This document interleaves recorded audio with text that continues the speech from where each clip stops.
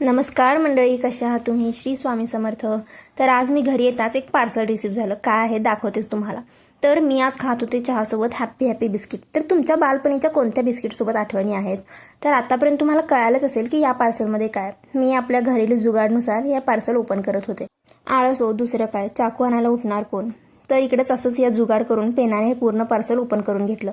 आणि तुम्हाला कळालंच असेल आतापर्यंत की यामध्ये काय आहे. तर मी दाखवते. तर हो, यामध्ये होतं ट्रायपॉड. तर माझ्याकडे अगोदर लहान ट्रायपॉड होता, पण तो पूर्ण म्हणजे हाईटला बसत नव्हता. म्हणजे किचनवरचं जर काही असेल तर ते शूट करताना थोडंसं इश्यू होत होतं.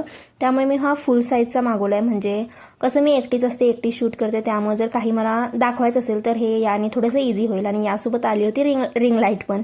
तर मी विचार केला मी रिंग लाईट वगैरे आत्ताच नाही खरेदी करणार, पण मला सध्या थोडीशी गरज वाटली त्यामुळे मी खरेदी केला.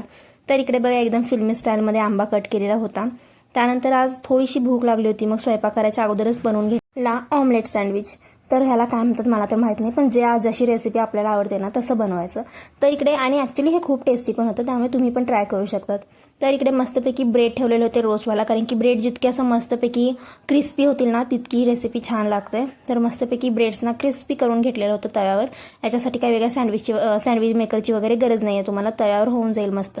तर तुम्हाला बोलण्याच्या नादात आणि व्हिडिओ काढण्याच्या नादात सगळे मसाले एकदमच घातले. तर ऑमलेट करताना कधीच ही चूक करू नका, कारण की ते सगळे मसाले जर तुम्ही एकत्र घातलात ना तर ते असं म्हणजे त्याच्या गाठी होऊन बसतात आणि ते थोडंसं वेळच जातं मग त्यामध्ये.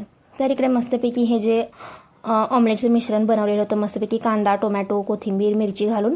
तर तुम्हाला पाहिजे तर तुम्ही ह्याला सँडविचसारखं वर नंतर पण घालू शकतात कांदा टोमॅटो वगैरे, पण मला याच्यामध्येच पाहिजे होतं त्यामुळे मी असंच यामध्ये घालून घेतला. मस्तपैकी ह्याला क्रिस्पी रोस्ट केलं दोन्ही बाजूनी आणि तयार आहे आपलं एक सँडविच. तर तुम्हाला ही रेसिपी कशी वाटली नक्की कमेंट करून सांगा. Thank you so much for watching.